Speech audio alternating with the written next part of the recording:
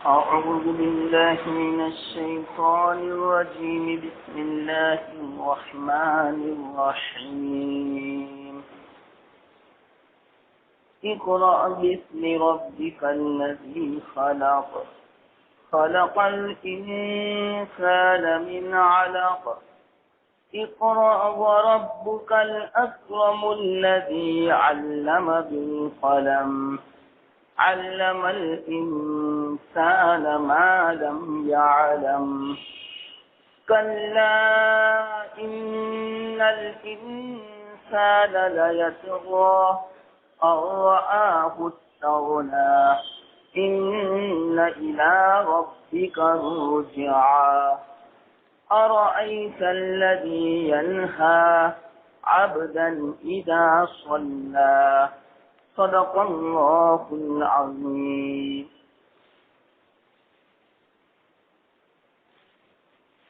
محترم دوستو،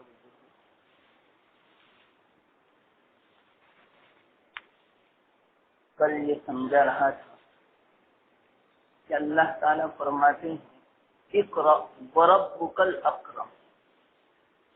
کہ محمد آپ شبہ نہ کریں اس بات کا کہ میں تو امی ہوں، ناواقف ہوں، میں کیسے پڑھ سکتا ہوں اس کلام قدیم کو. تو گویا اللہ تعالیٰ فرماتے ہیں آپ کا رب بڑا کریم ہے، اللہ کے لیے کوئی مشکل نہیں. امی کو دانا بنا دینا، جاہل کو عالم بنا دینا اللہ کے لیے بہت آسان ہے. کیوں؟ اللہ بڑا کریم ہے، بڑا احسان والا ہے کہ اتنی بڑی نعمت علم کی اللہ تعالیٰ کسی کو عطا فرمائے. اس سے بڑی نعمت کوئی نہیں کہ اتنی اونچی نعمت ہے. اسی نعمت کی بنا پر انسان فرشتوں سے بھی آگے نکل گیا. اللہ تعالیٰ نے انسان کو اپنا نائب بنایا، خلیفہ بنایا. اتنی بڑی یہ نعمت ہے علم کی. تو اللہ بڑا کریم ہے، بڑا عطا والا ہے، بڑا کرم احسان والا ہے کہ اللہ تعالیٰ کے لیے کوئی مشکل نہیں کہ کوئی جاہل آدمی ہو اللہ تعالیٰ اس کو عالم بنا دے. اگرچہ آپ امی ہو اے محمد، بالکل آپ کی بات صحیح ہے، لیکن ہمارے لیے کوئی مشکل نہیں آپ کو دانا بنا دینا. کیوں؟ اس لیے کہ اللہ تعالیٰ کی ذات کریمی کیسی ہے کہ اکرم، آپ کے ساتھ تو اکرمیت کی گویا صفت ہے، اس لیے آپ اس کو مشکل نہ سمجھیں. پھر بعد میں فرمایا الذی علم بالقلم، کہ جس نے قلم کے ذریعے سے سکھایا. کیا مطلب اس کا؟ اے محمد شاید آپ کو یہ شبہ ہے کہ میرے پاس علم کے اسباب نہیں، نہ میں نے کسی مدرسے میں قدم رکھا، نہ کسی استاد کے سامنے میں نے علم حاصل کیا، نہ مجھے لکھنا پڑھنا آتا ہے کہ میں کتاب دیکھ کر علم حاصل کر سکوں یا میں لکھ سکوں. آپ کو اگر اس بات کا شبہ ہے کہ اسباب علم میرے پاس نہیں ہے تو میں کیسے علم حاصل کر سکتا ہوں، تو گویا اللہ تعالیٰ یہ فرماتے ہیں اے محمد آپ اس بات کی فکر نہ کریں.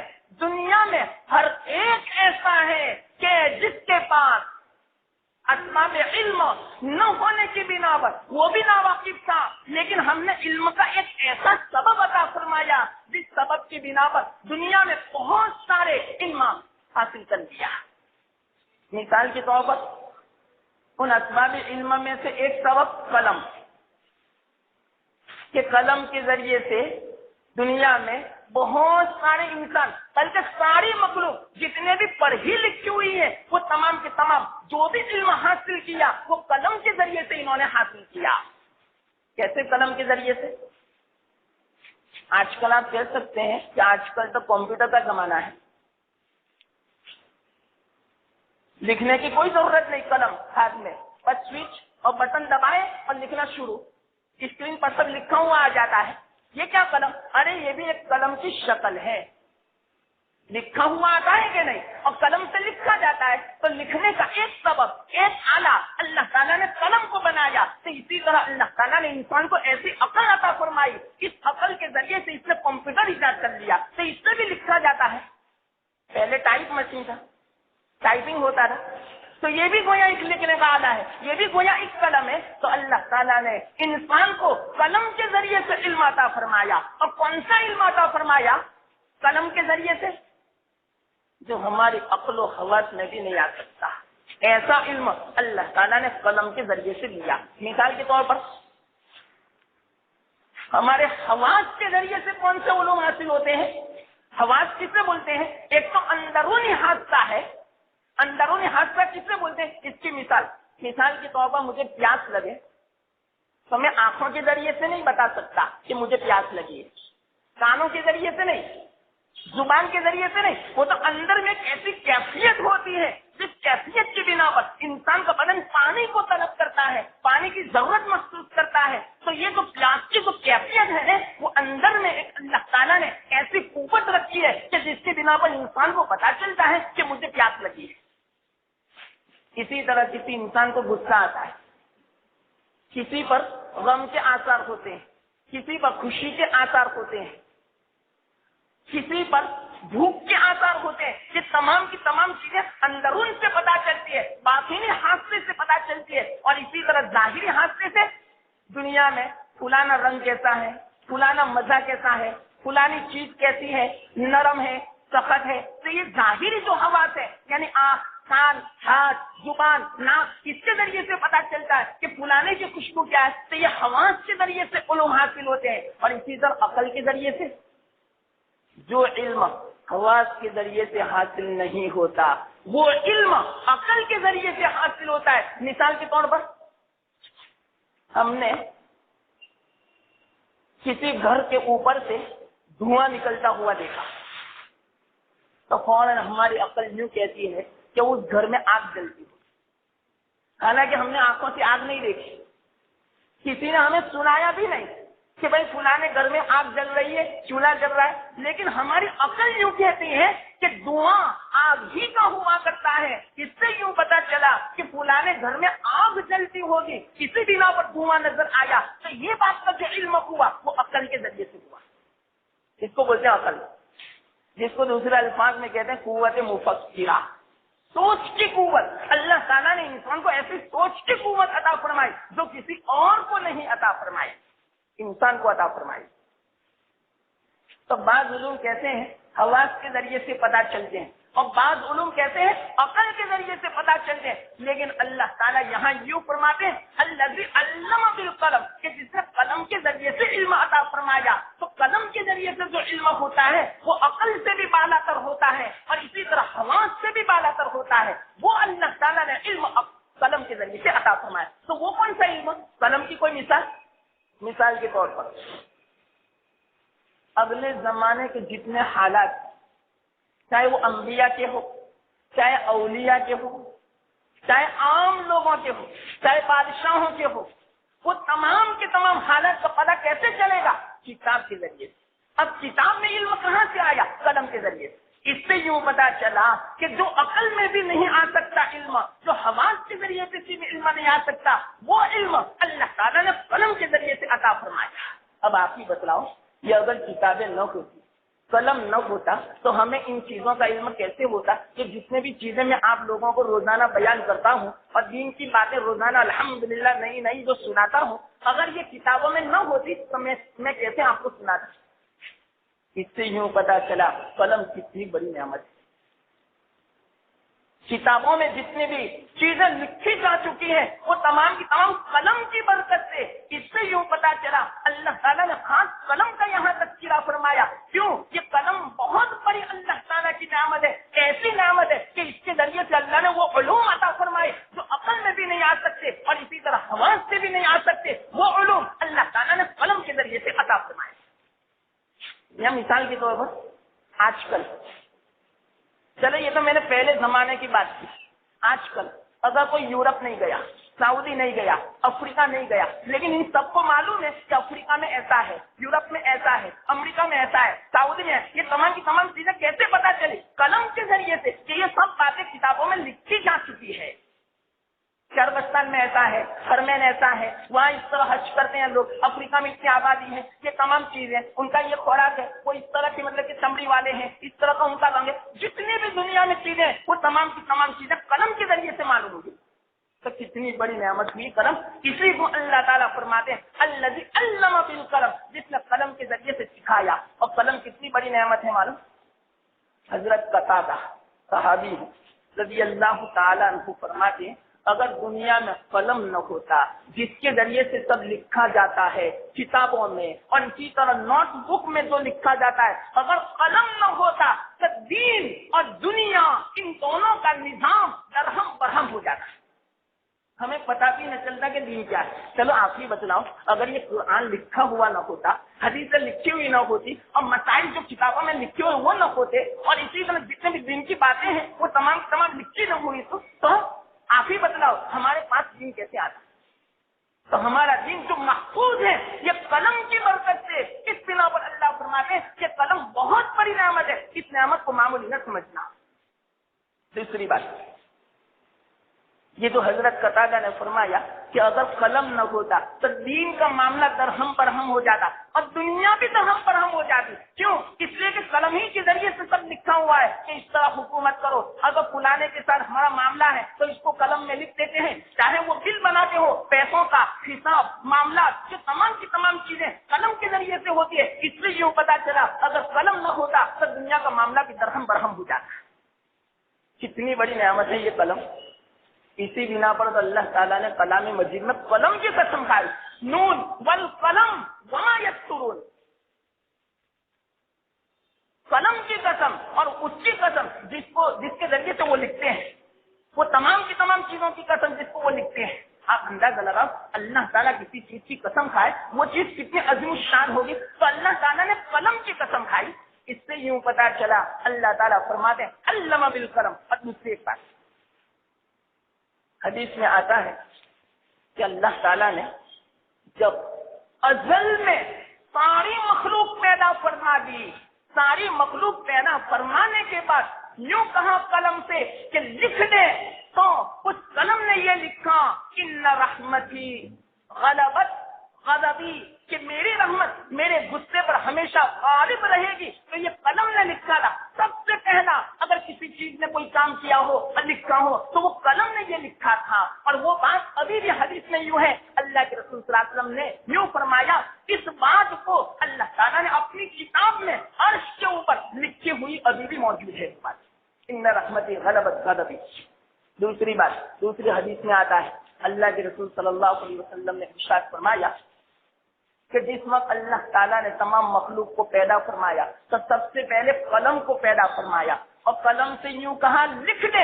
حدیث میں اکتب لکھ دے, تو اس قلم نے لکھنا شروع کیا. تو کیا لکھا معلوم؟ حضرت آدم علیہ السلام سے لے کر قیامت تک جتنے انسان آنے والے ان تمام کے حالات کو, تمام کی تقدیرات کو اس قلم نے لکھ دیا. اور وہ لکھا ہوا اللہ تعالیٰ کے یہاں ابھی بھی موجود ہے. تو یہ سب سے پہلے کس نے لکھا؟ قلم نے لکھا. اس بنا پر اللہ تعالیٰ یوں فرماتے الذی علم بالقلم, قلم کے ذریعے سے اللہ تعالیٰ نے تمہیں علم سکھایا. دوسری بات حدیث میں آتا ہے کہ اللہ تعالیٰ نے اپنے ہاتھوں سے, اپنے دست مبارک سے 4 چیزوں کو پیدا فرمایا. 4 چیزوں کے علاوہ دنیا میں جتنی چیزیں ہیں ان تمام چیزوں کو کلمہ کن سے پیدا فرمایا. یوں فرمایا کن ہو جا, تو وہ ہو گئی. لیکن 4 چیزیں ایسی ہیں جس کو اپنے دست قدرت سے بنائی. اور وہ چیزیں دست قدرت سے بنانے کا مطلب یہ کہ وہ بڑی عظیم الشان ہے کہ جس کی بنا پر اللہ تعالیٰ نے اپنے ہاتھ سے بنائی. وہ 4 چیزیں کون سی؟ سب سے پہلی چیز جو بنائی وہ قلم, دوسری چیز عرش, تیسری جنت عدن, چوتھی حضرت آدم علیہ السلام. حضرت آدم علیہ السلام کو اپنے ہاتھ سے بنایا. بلکہ جس وقت بنایا حضرت آدم علیہ السلام کو اپنے ہاتھوں سے, علماء فرماتے ہیں کہ اس کا یہ مطلب کہ اس کی شرافت کی علامت ہے, بزرگی کی علامت ہے کہ جس چیز کو اللہ تعالیٰ اپنے ہاتھوں سے بنائے. خیر دوسری بات چل جائے گی, اس سے میں وہ واقعہ چھوڑ دیتا ہوں. تو یہ 4 چیزیں ایسی ہیں کہ جس کو اللہ تعالیٰ نے اپنے ہاتھوں سے بنائی. اور اسی طرح علماء فرماتے ہیں کہ دنیا میں 3 قلم ہیں. سب سے پہلا قلم اللہ تعالیٰ کا کہ جس قلم نے ساری کائنات کی تقدیریں لکھی, ایک تو وہ قلم. دوسرا قلم وہ قلم جو اللہ تعالیٰ نے فرشتوں کو عطا فرمایا کہ جو انسانوں کے اعمال نامے لکھتے ہیں، اور اللہ تعالیٰ نے جو واقعات اور جو حادثات تقدیر میں ہونے والے ہیں اور جس کے لکھنے کا حکم فرمایا، اس قلم کے ذریعے سے فرشتے لکھتے ہیں۔ یہ دوسرا قلم، اور تیسرا قلم انسانوں کا قلم کہ جس کے ذریعے سے ہم اپنی باتیں لکھتے ہیں۔ 3 قلم ہے دنیا میں۔ بلکہ ایک مرتبہ حضرت سلیمان علیہ السلام نے جناتوں سے ایک سوال پوچھا کہ یہ جو میں کلام کرتا ہوں، منہ سے جو نکلتی ہے بات، اس کی فضیلت آپ بیان کرو۔ تو جناتوں نے عجیب جواب دیا۔ جناتوں نے کہا کہ اللہ کے رسول، جو منہ سے بات نکلتی ہے اس کی کوئی فضیلت نہیں۔ تو فرمایا کیوں نہیں فضیلت اس کی؟ اس لیے کہ ایک مرتبہ وہ بات نکل گئی، وہ تو فضا میں مل جاتی ہے اور فنا ہو جاتی ہے، وہ الفاظ تو ہوا میں مل جاتے ہیں، پھر بات میں فنا ہو جاتے ہیں۔ تو حضرت سلیمان علیہ السلام سوال کیا کہ اگر ان الفاظ کو اگر باقی رکھنا ہو تو کیا کریں گے ہم؟ تو فرمایا کہ اس کو لکھ لو۔ اس سے یوں فرمایا حضرت سلیمان علیہ السلام نے کہ بالکل بات صحیح ہے، اگر کسی چیز کو باقی رکھنا ہو تو پھر بات ہے اس کو قلم سے لکھنا پڑے گا۔ تو اس سے یوں پتا چلا اللہ تعالیٰ نے یہ جو فرمایا کہ الذی علم بالقلم، کہ جس نے قلم کے ذریعے سے علم عطا فرمایا، تو قلم کی کتنی فضیلت بیان فرمائی، گویا اللہ تعالیٰ نے اس قلم کی بہت بڑی نعمت کو بیان فرمایا اس آیت کے اندر۔ اور دوسری بات، یہاں تذکرہ وحی کا ہے، کیونکہ اللہ کے رسول صلی اللہ علیہ وسلم پر وحی نازل فرمانا ہے، تو یہاں قلم کا تذکرہ کیوں فرمایا؟ اس کی وجہ مختصر سن لو کہ قلم کے ذریعے سے کب آدمی لکھتا ہے؟ سب سے پہلے کوئی چیز جب وہ لکھتا ہے تو اس کے معانی اور اس کے مضمون اس کے دماغ میں پہلے آتے ہیں، اور دماغ میں آنے کے بعد اس مضمون کے الفاظ اس کے خیال میں آتے ہیں، اور مضمون کے الفاظ جب خیال میں آتے ہیں تو وہ آدمی قلم کے ذریعے سے کاغذ کے اوپر لکھتا ہے۔ 3 چیزیں ہوئی۔ تو اسی طرح اللہ تعالیٰ نے یہ جو وحی نازل فرمائی، تو اس میں قلم کے ساتھ بڑی مناسبت ہے کہ سب سے پہلے اللہ تعالیٰ کا جو کلام قدیم ہے، اس کلام قدیم کے الفاظ کو لوح محفوظ میں الفاظ کی صورت میں اس کو ثابت کر دیا، پھر بعد میں حضرت جبرائیل علیہ السلام کے واسطے سے اللہ کے رسول صلی اللہ علیہ وسلم کے خیال میں منقش فرمایا، پھر خیال کے بعد اللہ کے رسول صلی اللہ علیہ وسلم نے اپنی زبان سے اس کو ادا کیا۔ جس طرح قلم سے حروف نکلتے ہیں تو اسی طرح اللہ کے رسول صلی اللہ علیہ وسلم کی زبان اقدس سے وہ وحی کا کلام نکلتا ہے۔ یہ دونوں میں مناسبت ہے۔ اس بنا پر اللہ تعالیٰ نے یہاں وحی کا تذکرہ نہیں فرمایا بلکہ قلم کا تذکرہ فرمایا، الذی علم بالقلم، کہ جس نے قلم کے ذریعے سے علم سکھایا۔ بلکہ آگے اللہ تعالیٰ یوں فرماتے ہیں علم الانسان ما لم یعلم، انسان کو سکھائی ایسی باتیں جس کو وہ نہیں جانتا تھا۔ تو وہ کون سی ایسی باتیں جس کو وہ نہیں جانتا تھا؟ وحی کے ذریعے سے اللہ تعالیٰ نے وہ علم عطا فرمایا جو نہ عقل میں آ سکتا ہے، نہ حواس میں آ سکتا ہے، نہ قلم کے ذریعے سے آ سکتا ہے، بلکہ براہ راست اللہ کی طرف سے جو علم ہوتا ہے وہ علم اللہ تعالیٰ نے وحی کے ذریعے سے عطا فرمایا۔ اور وحی کا جو علم ہوتا ہے وہ یقینی ہوتا ہے، وہ قطعی ہوتا ہے، اور قلم والا، عقل والا، حواس والا جو علم ہوتا ہے وہ ظنی ہوتا ہے، وہ یقینی نہیں ہوتا۔ تو اللہ تعالیٰ نے انسان کو ایسا علم عطا فرمایا کہ جس کو وہ نہیں جانتا تھا۔ یہ اس آیت کا مطلب ہوا۔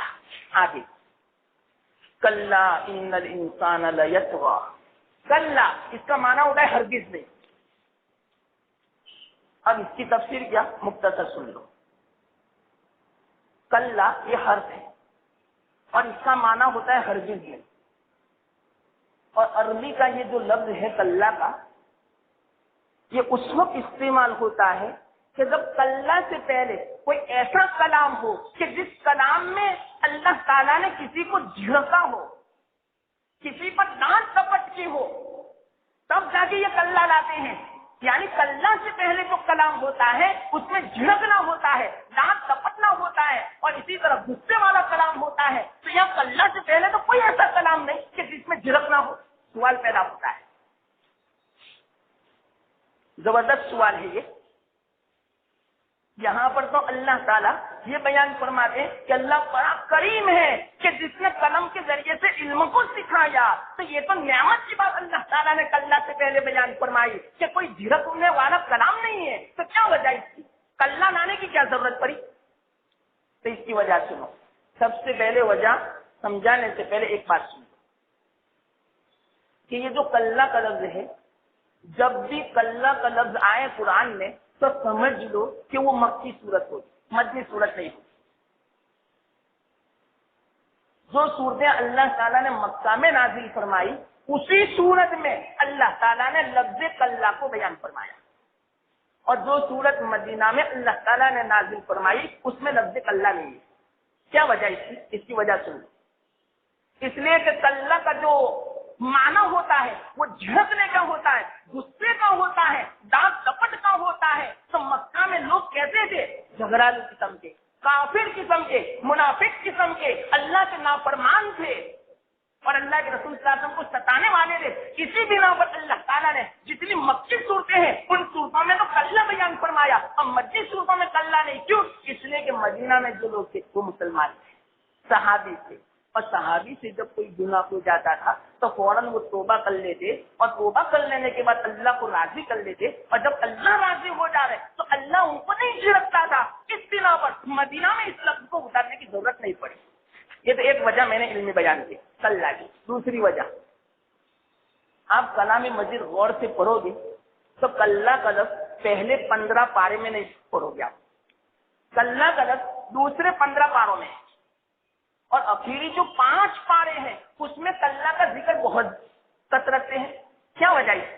اس بنا پر کہ گویا اللہ تعالیٰ یوں فرماتے ہیں کہ یہ کلام مجید کو ہم نے ہدایت کے لیے نازل فرمایا۔ جب آدمی اس کو شروع سے پڑھے گا تو واقعیت یہ کلام مجید ایسا ہے کہ اس کو پڑھنے کے بنا پر آدمی کو ہدایت مل جاتی ہے، آدمی صحیح رستے پر آ جاتا ہے۔ یہ کلام مجید گویا انسان کے لیے نصیحت کے طور پر ہے۔ جب 15 پارے تک اس نے پڑھا وہاں تک اس کو نصیحت نہیں ملی اور وہاں تک اس کو ہدایت نہیں ملی، یہاں تک وہ صحیح رستے پر نہیں آیا، تو واقعی اگر اب تو وہ بندہ اس لائق ہے کہ اس کو جھڑکا جا رہا ہے۔ اس بنا پر اللہ تعالیٰ نے پہلے 15 میں کلّا کو نازل نہیں فرمایا اور 15 کے بعد کلّا کو، اور اخیر 5 پارے میں زیادہ کلّا اس بنا پر آیا کہ 25 پارے کوئی تلاوت کر لے، اس کے بعد اس کی زندگی میں کوئی انقلاب نہ ہو، اپنی زندگی میں کوئی اصلاح نہ ہو، تو یہ تو کتنے افسوس کی بات ہے۔ تو اللہ تعالیٰ اور زیادہ ان کو غصے میں آتے ہیں کہ ابھی بھی آپ اس کلام مجید کی ہدایت کو حاصل نہیں کیا اور صحیح رستے پر نہیں آئے۔ اس بنا پر اخیری 5 پاروں میں کلّا کو اللہ تعالیٰ نے زیادہ بیان فرمایا۔ یہ تو میں نے کلّا کی جو 2 علمی وجہ تھی وہ بیان کی۔ اب وہ سوال جو باقی ہے وہ سوال سمجھے۔ سوال ہو سکتا ہے بغور سننا کہ اللہ تعالیٰ نے کلّا سے پہلے فرمایا کہ تمہارا رب بڑا کریم ہے کہ جس نے قلم کے ذریعے سے علم سکھایا، تو اس میں کیا ڈانٹ ہے؟ یہ تو اللہ تعالیٰ نے نعمت بیان فرمائی۔ حالانکہ یہ قاعدہ ہے کہ کلّا سے پہلے جو کلام ہوتا ہے اس میں جھڑکنا ہوتا ہے، اس میں غصہ ہوتا ہے، تو اس میں تو کوئی غصے کی بات نہیں ہے، اس میں تو کوئی جھڑکنے کی بات نہیں ہے۔ لیکن یہاں پر ایک بات پوشیدہ ہے، آدمی جب سوچے نا تو نکل سکتی ہے، بغیر سوچے نہیں نکل سکتی۔ کیا بات سوچنے کی؟ کہ اللہ تعالیٰ نے ایک طرف تو یہ دعویٰ فرمایا کہ انسان کے اوپر ہم نے بڑا کرم کیا، بڑا احسان کیا، اور کتنا کرم اور کتنا احسان کیا کہ جس کی بنا پر ہم نے انسان کو اشرف المخلوقات بنایا، تمام مخلوقات میں ہم نے انسان کو مکرم بنایا۔ جب انسان کو مکرم بنایا، بغور سننا بڑی عجیب بات بیان فرمائی مفسرین نے، اب کسی مفسرین نے یہ بات نہیں بیان فرمائی سوائے شاہ عبدالعزیز محدث دہلوی رحمۃ اللہ علیہ نے۔ کتنی زبردست علمی بات ہے کہ آدمی جھوٹ، تو کیا فرمایا کہ ایک طرف تو اللہ یوں فرماتے ہیں ہم نے انسان کو مکرم بنایا، اور دوسری بات کلّا سے پہلے جو آیت ہے اس سے یوں پتا چلتا ہے کہ اللہ تعالیٰ نے قلم کے ذریعے سے انسان کو ایسا علم عطا فرمایا جو علم اس کی قدرت میں نہیں تھا۔ بات صحیح ہے، چلو یہاں تک ہم نے مان لیا۔ کیوں علم عطا فرمایا اس کی وجہ بھی سن لو۔ اللہ تعالیٰ نے انسان کو علم اس لیے عطا فرمایا کہ انسان کو اللہ تعالیٰ نے دنیا میں اپنا نائب بنایا، اپنا خلیفہ بنایا۔ اس علم کے ذریعے سے وہ پوری دنیا میں وہ حکومت کر سکتا ہے۔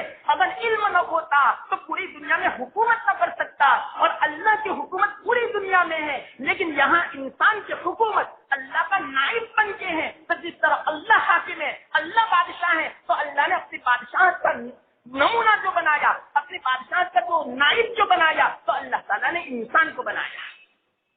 تو انسان کو علم کی ضرورت پڑے گی. بات صحیح ہے.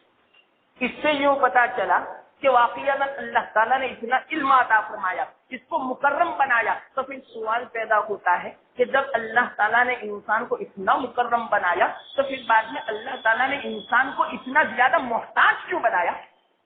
اتنا زیادہ محتاج بنایا انسان کو کہ اتنا محتاج کوئی مخلوق نہیں جتنا انسان محتاج ہے. کیسے؟ مثال کے طور پر ہم جانوروں سے بھی محتاج ہیں, اس کے ذریعے سے دودھ حاصل کرتے ہیں, اس کے ذریعے سے گوشت حاصل کرتے ہیں. جانور ہمارا محتاج نہیں. اگر دنیا میں انسان ایک بھی باقی نہ رہے پھر بھی جانور باقی رہیں گے, لیکن اگر کوئی جانور باقی نہ رہے اور دنیا کی چیزیں باقی نہ رہے تو انسان بھی باقی نہیں رہے گا. اس سے یوں پتا چلا کہ انسان زیادہ محتاج ہے دوسری مخلوق کے مقابلے میں. پھر سوال یوں پیدا ہوتا ہے, مثال کے طور پر ایک معمولی مثال میں دے دیں. آدمی کو جب کھانا ہوتا ہے تو کھانے سے پہلے اس کو کمانا پڑتا ہے, کمانے کے بعد کوئی چیز غلہ خریدنا پڑتا ہے, غلہ خریدنے کے بعد اس کو پسوانا پڑتا ہے, پسوانے کے بعد اس کو گوندھنا پڑتا ہے, گوندھنے کے بعد آگ کی ضرورت پڑتی ہے, پھر آگ میں توے کی ضرورت پڑتی ہے, چولہے کی ضرورت پڑتی ہے, روٹی پکانے کی ضرورت پڑتی ہے. نہ معلوم کتنی ضروریات, صرف ایک روٹی کھانے کے لیے ہزاروں ضروریات کس سے درپیش ہوتی ہے. اور جو جانور ہوتا ہے اس کو کسی چیز کی ضرورت نہیں. جب بھوک لگی بس منہ مار دیا گھاس پہ, فوراً اس نے کھا لیا. نہ پکانے کی ضرورت, نہ آگ کی ضرورت, نہ چولہے کی گیس کی ضرورت, نہ لائٹ کی کسی بھی چیز کی ضرورت نہیں. تو انسان کتنا محتاج ہے. تو یہاں سوال پیدا ہوتا ہے کہ اللہ تعالیٰ نے جب انسان کو اتنا مکرم بنایا تو پھر بعد میں اس کو محتاج نہیں بنانا چاہیے. یہ محتاج بنانا اس بات کی علامت ہے کہ انسان مکرم نہیں ہے. پھر دوسرا سوال کہ چلو خیر, اللہ تعالیٰ نے انسان کو اتنا محتاج بنایا دوسری مخلوق کا. کیوں بنایا؟ اس لیے کہ دوسری مخلوق پر اس کی حکومت کرنی ہے, اس بنا پر اس کو محتاج بنایا. لیکن سوال پیدا ہوتا ہے کہ اس کی جو ضرورتیں ہیں, اس کی جو محتاج بنا ہے, تو اس کی ضرورتوں کو پورا کرنے کے لیے اللہ تعالیٰ نے اتنا زیادہ مال کیوں نہیں دیا کہ جس کے بنا پر وہ اپنی ضرورتوں کو پوری کرتا. یہ دوسرا سوال. بغیر سننا سوال سمجھ میں آیا؟ جب ہی آپ اس آیت کا مطلب سمجھ سکو گے, جب سوال سمجھو گے تو کیا میں نے سمجھایا؟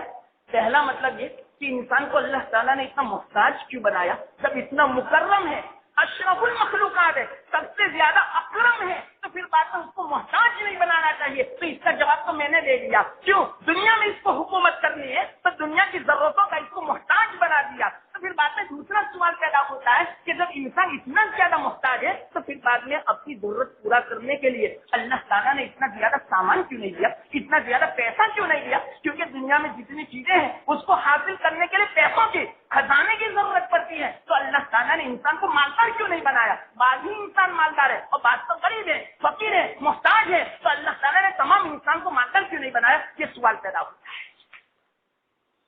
جب انسان اتنا زیادہ محتاج ہے جتنی محتاجگی دوسری مخلوق کو نہیں, تو پھر بعد میں اللہ تعالیٰ کو چاہیے کہ انسان کو اتنا مال بھی دینا چاہیے کہ جس کی بنا پر اپنی ضرورت پوری ہو جائے. تو اللہ تعالیٰ, یہ سوال پیدا ہوتا تھا یہاں پر, تو اللہ تعالیٰ نے اس کا جواب دیا, کلا ہرگز نہیں, اتنا مال تو انسان کو دیا ہی نہیں جائے گا. اب سمجھ میں آئی نا بس؟ یہ ہے تفسیر.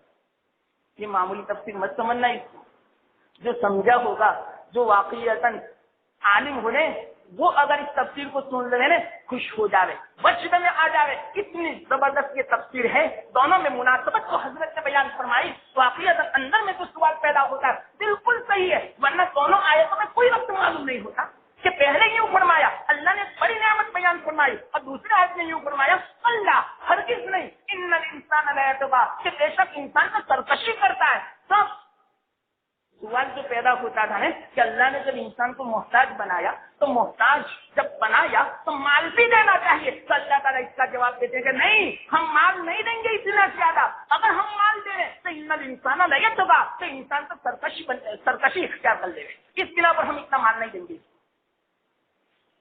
کیا وجہ اس کی؟ ان الانسان لیطغی, کہ انسان تو سرکشی اختیار کرے. تو اس سے یوں پتا چلا کہ آپ نے جو شروع میں اشکال کیا تھا کہ ہم نے انسان کو فضیلت عطا فرمائی, جب فضیلت دی تو پھر بعد میں یہ کمی کیوں؟ تو پھر بعد میں اللہ نے اس کا یہ جواب دیا کہ یہ جو کمی ہے نا وہ اس بنا پر ہے, مال کی کمی اس بنا پر ہے کہ اگر مال ہم زیادہ مقدار میں دے دے تو انسان بہت زیادہ سرکش ہو جاتا، حد سے تجاوز کرتا اور اسی طرح ظلم کرتا لوگوں کے اوپر. کیوں؟ الرآہ استغنا کلا ان الانسان لیطغی الرآہ استغنا. وہ اپنے آپ کو بے نیاز سمجھنے لگتا ہے. جب انسان کے پاس مال آ جاتا ہے نا پھر بعد میں وہ یہ سمجھتا ہے اب مجھے کسی کی ضرورت نہیں. ہر ایک کے ساتھ وہ ظلم کا معاملہ کرتا ہے، ہر ایک کو حقیر سمجھنے لگتا ہے اور وہ اپنے آپ کو یہ سمجھتا ہے مجھے کیا، میرے پاس تو کروڑوں کا بیلنس ہے، میں جو کچھ بھی کروں کوئی حرج کی بات نہیں. اللہ کو بھی بھول جاتا ہے. جب بہت فراوانی ہوتی ہے نا تو اللہ کو بھی بھول جاتا ہے. جب مصیبت آتی ہے نا تو پھر بعد میں اللہ کو بھی یاد کرتا ہے. اسی بنا پر اللہ تعالیٰ نے انسان کو محتاج بنایا، انسان کو کبھی مصیبت میں رکھا، کبھی بیماری میں رکھا. کیوں؟ اللہ کا احسان سمجھو. اس سے ایک بات کا پتہ چلا. کس بات کا پتہ چلا؟ اللہ نے انسان کو تو محتاج بنایا، اللہ نے انسان کو کبھی مصیبت میں رکھا، کبھی بیماری میں رکھا. یہ اس لیے رکھا کہ انسان کبھی سرکشی میں مبتلا نہ ہو جائے، اللہ سے بے نیاز نہ ہو جائے، اللہ کو بھول نہ جائے. اس بنا پر اللہ تعالیٰ نے اتنا زیادہ مال نہیں دیا. اللہ تعالیٰ نے یہ مطلب اس کا نکلا. دوسری بات کلا ان الانسان لیطغی ان رآہ استغنا، کہ وہ اپنے آپ کو بے نیاز سمجھتا. یہاں ایک سوال پیدا ہوتا ہے، یہاں ایک دوسرا سوال. کون سا سوال؟ کہ ہم نے تو دیکھا کہ حضرت سلیمان علیہ السلام تو پوری دنیا کے بادشاہ تھے، انہوں نے تو کبھی سرکشی نہیں کی. اور اسی طرح بعض صحابہ ایسے ہیں جو بہت مالدار تھے، انہوں نے بھی تو کبھی سرکشی نہیں کی. تو یہاں پر یہ بات کیسے آئی کہ یہ مال جو ہے نا وہ سرکشی میں مبتلا کرتا ہے؟ تو اس کا جواب اللہ تعالیٰ نے خود عطا فرمایا کہ یہ مال سرکشی کا سبب نہیں بنتا، بلکہ مال جب آتا ہے اور آدمی جب اللہ سے غافل بن جاتا ہے، اور رآہ استغنا کا معنی کہ وہ اپنے آپ کو بے نیاز سمجھنے لگتا ہے، کہ آدمی مال آنے کی بنا پر جب بے نیاز اپنے آپ کو سمجھتا ہے، اللہ کو محتاج نہیں سمجھتا، تو پھر بعد میں وہ سرکشی کرنے لگتا ہے. جیسے اس کی مثالیں بہت ساری، میں مختصر میں مثال دی. مثال کے طور پر شداد کے پاس کتنا مال تھا، جس نے دنیا میں اللہ کا مقابلہ کر کے جنت بنائی. اب آپ ہی اندازہ لگاؤ، اللہ تعالیٰ نے جب اس کو بہت مال دیا تو دیکھو قرآن میں بھی ہے وَلَوْ بَسَطَ اللَّهُ الرِّزْقَ لَبَغَوْا فِي الْأَرْضِ. اگر اللہ تعالیٰ بندوں کے اوپر اپنی روزی کو پھیلا کر رکھتے تھے تو یہ بندے پھر بعد میں زمین میں فساد مچاتے. تو جیسے کہ شداد نے دنیا میں فساد ایسا مچایا کہ اللہ کا مقابلہ کیا اور یوں کہا میں بھی اللہ جیسی جنت بنا سکتا ہوں. اس سے زیادہ فساد کیا ہو سکتا ہے؟ فرعون کو اللہ تعالیٰ نے مال دیا، اس کو سلطنت عطا فرمائی اللہ تعالیٰ نے. تو سلطنت دینے کی بنا پر اس نے کیا کیا؟ اللہ ہی کے سامنے یوں کہا انا ربکم الاعلی، میں تمہارا سب سے بڑا معبود ہوں. اس سے یوں پتا چلا کہ انسان کے پاس جب بہت مال آتا ہے تو وہ سرکشی کرنے لگتا ہے. قارون نے کیا کیا؟ قارون کے پاس بہت سارا مال آ گیا، حضرت موسیٰ علیہ السلام نے اس کو سمجھایا لیکن وہ نہیں سمجھا. نہ سمجھنے کی بنا پر آخرکار وہ زمین میں دھسا دیا گیا. طویل واقعہ ہے اور ابھی بھی وہ دھس رہا ہے. روایتوں میں آتا ہے قارون کی لاش کو اور اس کے ساتھیوں کی لاش کو اور اس کا جتنا بھی سامان اور خزانہ تھا وہ تمام کا تمام ابھی ہو بہو محفوظ ہے. قارون بھی اسی حالت میں محفوظ ہے. روزانہ روایت میں یوں آتا ہے اپنے قد کے برابر اندر میں دھستا ہے. 7 زمینوں کے نیچے دھستا رہے گا تب تک جب تک کہ حضرت اسرافیل علیہ السلام نفخے صور فرمائیں گے. دوسری مرتبہ اس وقت وہ قارون نکلے گا اندر میں. ابھی بھی وہ روزانہ اندر میں جا رہا ہے. اب اندازہ لگاؤ کئی ہزار سال ہو چکے تو روزانہ اپنی قد کے برابر جاتا ہے تو ابھی تو معلوم کتنے نیچے وہ پہنچ گیا ہوگا اپنے خزانے کے ساتھ. اور خزانہ خود قرآن میں اللہ تعالیٰ نے اس کا بیان فرمایا. ہم نے کتنا خزانہ عطا فرمایا معلوم کہ 40 آدمی چاہیے بہادر اور طاقتور اس کے خزانوں کی چابیوں کو اٹھانے کے لیے. کتنا خزانہ اس کے پاس تھا سونے اور چاندی کا، اور اس کی ایک چابی ایک بارش کے برابر ہوتی تھی. روایت میں یوں آتا ہے. تو اللہ تعالیٰ نے اس کو کتنا خزانہ دیا، لیکن یہ خزانے کا سبب کیا بنا؟ اللہ ہی کا وہ نافرمان بن چکا. اپنے نبی جو تھا حضرت موسیٰ علیہ السلام، حالانکہ سب کے چچا کا وہ سگے چچا کے وہ دونوں بھائی تھے، تو اس کے بنا پر ان کو بھی جھٹلا دیا. یہ مال کی بنا پر اللہ تعالیٰ فرماتے ہیں کہ واقعات نگاہ مال زیادہ دے تو پھر بعد میں انسان سرکشی میں اتر جاتا ہے. یہ تو میں نے چند مثالیں دی، لیکن یہاں پر جو مثال لائے اللہ تعالیٰ اصل میں ابو جہل کو بیان کرنا ہے. اس کو اللہ تعالیٰ فرماتے ہیں کہ الرآہ استغنا ان الی ربک الرجعی، اپنے رب ہی کی طرف سب کو لوٹنا ہے. یہاں جتنی سرکشی کرنا ہو کر لو، کل قیامت کے دن اللہ کے سامنے تمہیں جواب دینا ہے. अरअयत الذी यन्हा, क्या आपने नहीं देखा है मोहम्मद उस आदमी को जो आपको रोकता है, अबदन ऐसे बंदे को इज़ा सल्ला, तो वो नमाज पढ़ता है। ये इसका माना हुआ। अरअयत الذी यन्हा, क्या आपने नहीं देखा الذी यन्हा, जो रोकता है अबदन गुलाम बंदे को इज़ा सल्ला, जबकि वो नमाज पढ़ता है। कौन मुराद है? तमाम मुफस्सिरीन फरमाते हैं यहाँ अबू जहल मुराद है। क्या वजह है? रिवायतों में आता है कि जिस वक्त अल्लाह के रसूल सल्लल्लाहु अलैहि वसल्लम ने बैतुल्लाह में नमाज पढ़ना शुरू की, तो अबू जहल ने देखा। अबू जहल ने यूं कहा कि मोहम्मद, आइंदा मैं आपको बैतुल्लाह में नमाज पढ़ते हुए न देखूं। अगर मैंने जो आइंदा देख लिया, तेरी गर्दन पर मैं अपना कदम रखूंगा और तेरी गर्दन को मैं कुचल दूंगा। इसने इस तरह धमकी दी अल्लाह के रसूल सल्लल्लाहु अलैहि वसल्लम को। तो वाक़ियतन एक मर्तबा अल्लाह के रसूल सल्लल्लाहु अलैहि वसल्लम नमाज पढ़ रहे थे और सजदे में तशरीफ ले गए और अबू जहल अपने साथियों के साथ बैठा हुआ था। तो अबू जहल ने कहा अभी सजदे में जाने दो, इनकी गर्दन में कुचल दूंगा। तो इतने में वो अबू जहल आया अल्लाह के रसूल सल्लल्लाहु अलैहि वसल्लम की इजाजत की गुस्ताखी करने के लिए। तो अभी तक करीब में पहुंचा था कि वहां से उल्टे पांव भागा। उनके साथी ने यूं कहा हंसते हुए कि भाई तू तो इस तरफ करने वाला था, क्यों तू वापस भागा? तो अबू जहल ने कहा मैं जिस वक्त मोहम्मद के पास गया, मैंने आग की खाई देखी और वहां पर पर वाले इंसान देखे। मैं अगर अंदर चला जाता तो वाकईतन एक अज़्दहा भी था, वो अज़्दहा मुंह खोले हुए बैठा हुआ था, वो मुझे पूरा लुकमा बना लेता और फरिश्ते मेरी पिटाई करते और मैं कब से खत्म हो जाता। इस बिना पर मैं वापस भागा। अल्लाह के रसूल सल्लल्लाहु अलैहि वसल्लम जब नमाज से फारिग हुए, अल्लाह के रसूल सल्लल्लाहु अलैहि वसल्लम ने सहाबा से फरमाया अबू जहल मुझे कुचलने आया था, तो अगर वो आ जाता मेरे पास तो तमाम के तमाम लोग, मक्का वाले और हरम में जितने लोग बैठे हैं, वो तमाम के तमाम अपनी नजरों से देखते, फरिश्ते उसकी पिटाई करते और फरिश्ते उसके टुकड़े टुकड़े कर देते। तो इस वक्त ये जब उसने किया, उस वक्त अल्लाह ताला ने आयत को नाज़िल फरमाया अरअयत الذी यन्हा अबदन इज़ा सल्ला, ये मोहम्मद आपने देखा है ऐसे आदमी को जो नमाज पढ़ते हुए बंदे को रोकता है। इसी बिना पर उलमा ने एक बात बयान फरमाई कि मातहत में कि जब आदमी कोई नमाज पढ़ता हो, तो अगर कोई नमाज पढ़ने से रोकेगा तो उसके लिए वही वईद जो इस सूरत के अंदर अल्लाह ताला ने नाज़िल फरमाई, वो कौन सी वईद? वो आखिर में तवील वईद है लेकिन बड़ी खतरनाक वईद है। इससे आप अंदाजा लगाओ। हाँ, 5 मकामात ऐसे हैं कि जहां नमाज पढ़ने से रोक सकते हैं। मिसाल के तौर पर अगर कोई गुरूब आफ्ताब के वक्त नमाज पढ़ता हो तो उसको इतना कह दो नमाज मत पढ़ो, रोक सकते हैं। और इसी तरह जवाल के वक्त कोई नमाज पढ़ता हो तो उस वक्त आप रोक सकते हैं। और इसी तरह तुलुए आफ्ताब के वक्त कोई नमाज पढ़ता है तो उस वक्त रोक सकते हैं। और इसी तरह रिवायत में ये आता है कोई गुलाम हो, कोई बादी हो, वो अगर तहज्जुद के लिए उठे और उसका आका यूं कहे कि आप तहज्जुद के लिए मत उठो, क्यों? अगर तुम तहज्जुद के लिए उठोगे तो दिन में तुम हमारी खिदमत सही मानों में नहीं कर सकोगे, तो फिर बाद में वो आका अपने गुलाम बादी को उठने से रोक सकता है। और इसी तरह कोई औरत अपने शोहर की इजाजत के बगैर रात को नफली इबादत करती है, नफली एहतिकाफ करती है, तो शोहर को इख्तियार है कि अपनी बीवी को रोक सकता है। तो यहाँ पर कोई हरज की बात नहीं। लेकिन अगर ये उज़र न हो और अगर किसी ने नमाज पढ़ती हो रोका तो उसके लिए वो वही वईद होगी जो अबू जहल के लिए वईद है। अब आपके अंदाजा लगाओ आजकल दुनिया में क्या हो रहा है। बात जगह ऐसी है कि मस्जिद में नमाज भी नहीं पढ़ने दी। अब आप ही बतलाओ ये वईद किसके लिए?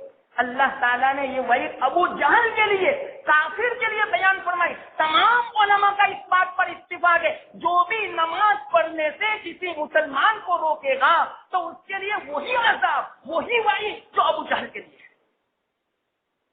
अल्लाह ताला सही समझ दे। मैंने कितने अफसोस की बात है, कितनी खतरनाक बात है। आप अल्लाह ताला ने सराहत के साथ बयान फरमाया, जो किसी को मस्जिद में नमाज पढ़ने से रोकेगा, मस्जिद में आने से रोकेगा और कोई मस्जिद में आ गया उसको बाहर इसको निकाल दिया तो उसके लिए इतनी खतरनाक वईद है जो अबू जहल को है। कितने ऐसे वाक़यात मैंने अपने कानों से सुना कि बाद लोग अपनी मस्जिदों में से मुसलमानों को बाहर निकाल लेते और यूँ कहते कि यहाँ आपको नमाज नहीं पढ़ने देंगे, तो वो सुन ले रहे। ये वईद जो अबू जहल को है जहन्नम की, वो वईद में इंशाअल्लाह संचल को सुनाऊंगा कि कितनी खतरनाक वईद है जो नमाज पढ़ने से रोकेगा। और फिर बाद में अपने आप को फिर भी मुसलमान समझते हैं, ये अजीब बात है। कितनी खतरनाक बात। अल्लाह ताला ने कैसी कल्बे तौफीक कर ली है ये आप अंदाजा लगाओ। इसी बिना पर मैंने कहा था जो बातिल फिरका होता है वो अपने आप को जितना हक वाला समझता है इतना किसी को नहीं समझता है। یہ اللہ تعالیٰ کی طرف سے گیا پھٹکار ہوتی ہے، اللہ کی طرف سے لعنت ہوتی ہے۔ آپ اندازہ لگاؤ کسی مسلمان کو نماز نہ پڑھنے نے مسجد میں، اس سے بڑی خطرناک بات کیا ہو سکتی ہے؟ خود اللہ یوں فرماتے ارأیت الذی ینہا عبدا اذا صلی۔ اسی بنا پر تو ایک مرتبہ کیا ہوا، ایک مختصر بات میں سنا دوں۔ حضرت علی رضی اللہ تعالیٰ عنہ کی خلافت کا زمانہ تھا، وہ عیدگاہ میں پہنچے۔ جب عیدگاہ میں پہنچے تب بعض لوگوں کو عیدگاہ میں نماز پڑھتے ہوئے دیکھا۔ حضرت علی نے یوں فرمایا کہ میں نے کبھی اللہ کے رسول صلی اللہ علیہ وسلم کو عید کی نماز سے پہلے نفل پڑھتے ہوئے نہیں دیکھا، یہ لوگ کیوں نماز پڑھتے ہوں گے؟ تو آپ کے جو ساتھی تھے، کیونکہ آپ تو بادشاہ تھے، خلیفہ تھے، تو آپ کے ماتحت میں جو لوگ تھے انہوں نے یوں کہا کہ امیر المومنین اگر آپ چاہیں تو ہم زبردستی ان کو نماز پڑھوا دیں اور نماز سے روکیں۔ تو حضرت علی نے کیا فرمایا؟ نہیں، میں نہیں چاہتا کہ میں اس وعید کا مستحق بنوں۔ اللہ نے یوں فرمایا ارأیت الذی ینہا عبدا اذا صلی، اگر میں تو روکوں گا تو مجھے ڈر لگتا ہے کل قیامت کے دن مجھے بھی اس طرح عذاب نہ ہوئے۔ اب سوال پیدا ہوتا ہے، کیا سوال پیدا ہوتا ہے؟ جب نماز پڑھنا منع تھا تو پھر روکا کیوں نہیں؟ تو اس کا جواب سنو۔ اصل میں اللہ کے رسول صلی اللہ علیہ وسلم نے صراحت کے ساتھ یہ نہیں بیان فرمایا کہ عید کے دن نماز نفلی مت پڑھو۔ ہاں، حضرت علی یوں فرماتے میں نے کبھی نماز پڑھتے ہوئے نہیں دیکھا، اس سے یوں پتا چلا کہ صراحت کے ساتھ اللہ کے رسول صلی اللہ علیہ وسلم سے حکم نہیں ہے۔ اس بنا پر حضرت علی نے فرمایا اگر صراحت کے ساتھ حکم ہوتا تو میں لوگوں کو نماز پڑھنے سے روکتا، لیکن صراحت کے ساتھ حکم نہیں ہے، اس بنا پر میں نہیں روکتا، لیکن ان لوگوں کو بھی چاہیے کہ وہ نماز نہ پڑھیں۔ کیوں؟ اس لیے کہ اللہ کے رسول صلی اللہ علیہ وسلم سے ثابت نہیں۔ آپ اندازہ لگاؤ، ایک نفلی نماز، اس کو بھی حضرت علی نے منع نہیں فرمایا۔ کیوں منع نہیں فرمایا؟ اس وعید کے بنا پر کہ یہ وعید بڑی خطرناک ہے کہ کہیں میں سبب نہ بن جاؤں نماز سے روکنے کا، تو کہیں میں جہنم کا ایندھن نہ بن جاؤں۔ جہنم میں زبانیاں جو فرشتے ہیں کتنے خطرناک ہے، حدیث میں اس کی جو منظر کشی فرمائی ہے عجیب و غریب قسم کی منظر کشی ہے۔ زبانیہ، اس صورت کے اخیر میں زبانیہ کا لفظ ہے۔ تو زبانیہ جو فرشتے ہیں اتنے خطرناک فرشتے، وہ اس کو مسلط کیے جائیں گے، اس کو کھینچیں گے پیشانی کے بل جو بھی آدمی کسی کو نماز پڑھنے سے روکے گا۔ اللہ تعالیٰ حفاظت فرمائے۔ اسی لیے ہمیں بھی چاہیے کہ ہم ایک تو نماز پڑھیں، کوئی نماز پڑھتا ہو تو اس کو نماز پڑھنے سے نہ روکے۔ بعض مرتبہ کیا ہوتا ہے کہ کام کرنے والا جو ہوتا ہے دکان میں، وہ یوں کہتا ہے میں نماز پڑھنے کہ نہیں ابھی مت جاؤ بعد میں جانا، یہ روکنا ہوا۔ تو اس طرح نہ روکے، بہت غلط بات، ورنہ اس کے لیے بھی یہ وعید ہوگی۔ اللہ تعالیٰ حفاظت فرمائے۔ اور اسی طرح ہمارے گھر میں بھی ہوتا ہے، اولاد کے بارے میں، بیوی کے بارے میں، بال بچوں کے بارے میں، رشتہ داروں کے بارے میں، جہاں بھی کوئی روکے گا تو اس کے لیے یہ وعید ہوگی۔ کسی کو اللہ تعالیٰ فرماتے ہیں ارأیت الذی ینہا عبدا اذا صلی۔ خیر، آج میں نے بہت جلدی سمجھا دی کیونکہ بیچ میں باتیں نکالتا تو ہماری تفسیری پوری نہ ہوتی۔ آپ سمجھے؟ سب آج میں نے آیت کا مطلب سمجھایا۔ اللہ کرے آپ سمجھے ہوں اور اللہ تعالیٰ نے جو مفید بات کہنے کی توفیق عطا فرمائی اس کو قبول فرمائے اور عمل کرنے کی توفیق عطا فرمائے۔ وآخر دعوانا الحمدللہ رب العالمین۔ وقت بھی کافی ہو چکا۔ کسی نے سوال کیا کہ میرے پاس 2,18,000 کا سونا ہے اور 1,10,000 قرضہ ہے، تو وہ سونا میں نے گرو رہن کے طور پر رکھا ہے، تو اب زکات میں کیسے نکالوں؟ تو اس کے ذمہ جو قرضہ ہے وہ بات کر لے سونے میں سے اور جتنا بچے اس کی وہ زکات نکالے۔ اور دوسری بات، اس سے پہلے کسی نے سوال کیا تھا کہ اگر کوئی جان بوجھ کر رمضان میں روزے کو توڑ لے تو اس کا کیا کفارہ؟ تو میں نے یوں کہا تھا کہ مسلسل 60 روزے رکھنے پڑیں گے، لیکن اس کے ساتھ ساتھ اس روزے کی قضا بھی کرنی پڑے گی۔ رمضان کے روزے کی ایک دن کی قضا اور اوپر سے رمضان کی بے حرمتی جو ہوئی، بے ادبی کی، اس نے رمضان کی کوئی حرمت نہیں بجا گیا، جان بوجھ کر اس نے کھانا کھایا، اس بنا پر الگ سے اس کو 60 روزے رکھنے پڑیں گے۔ اور کیسے 60 روزے؟ مسلسل۔ اور دوسری بات یاد رکھنا، نوجوان جو ہوگا، بیمار جو نہ ہو، اس کے لیے تو روزہ ہی رکھنا پڑے گا۔ وہ یوں چاہے کہ میں روزے کے بدلے میں فدیہ دوں یا مسکینوں کو کھانا کھلاؤں، نہیں چلے گا۔ آپ اس سے اندازہ لگاؤ کہ اللہ تعالیٰ نے 60 روزے مسلسل رکھنے کو فرمایا، اس سے اللہ تعالیٰ کتنے غصے میں ہے، کتنا ناراض ہے، اللہ کتنا کریم ہے، کتنا رحیم ہے، لیکن اس کے باوجود جو جان بوجھ کر رمضان کو روزہ توڑ دے رہے، اس پر تو اتنے غصے میں ہے کہ اس کو چاہیے کہ اس کی قضا 7 روزے مسلسل رکھے، ورنہ اگر فدیہ دینا ہو تو وہ تو 1800 روپیہ ہوتا ہے، وہ تو 1800 کے بجائے اگر کوئی مفتی یوں کہہ دے کہ آپ 18,000 روپیہ فدیہ دے دے تو وہ آج انسان 18,000 دینے کے لیے بھی تیار ہے، یہ تو کوئی مشکل نہیں۔ اس بنا پر فرمایا جو نوجوان ہو، بیمار نہ ہو، بڈھا نہ ہو تو اس کو تو 7 روزے مسلسل رکھنے ہی پڑیں گے، اس کے لیے تو یہی مطلب کہ تلافی ہے، ورنہ اللہ تعالیٰ ناراض ہوں گے۔ اللہ تعالیٰ حفاظت فرمائے، کس طرح جان بوجھ کر روزہ صرف کرنے سے اللہ تعالیٰ یہ ہماری حفاظت فرمائے۔ وآخر دعوانا الحمدللہ رب العالمین۔ معاف فرمائے، وقت کافی ہو چکا۔ سبحان اللہ وبحمدہ، سبحان اللہ وبحمدہ، نشہد ان لا الہ الا انت، نستغفرک۔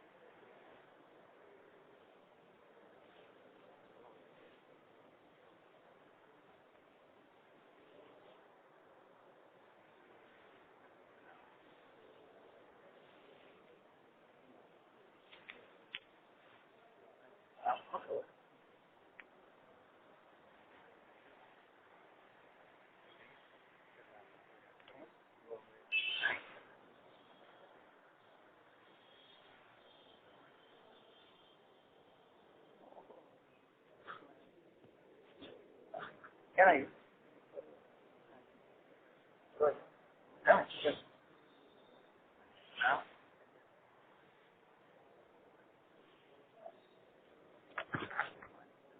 جو سمجھ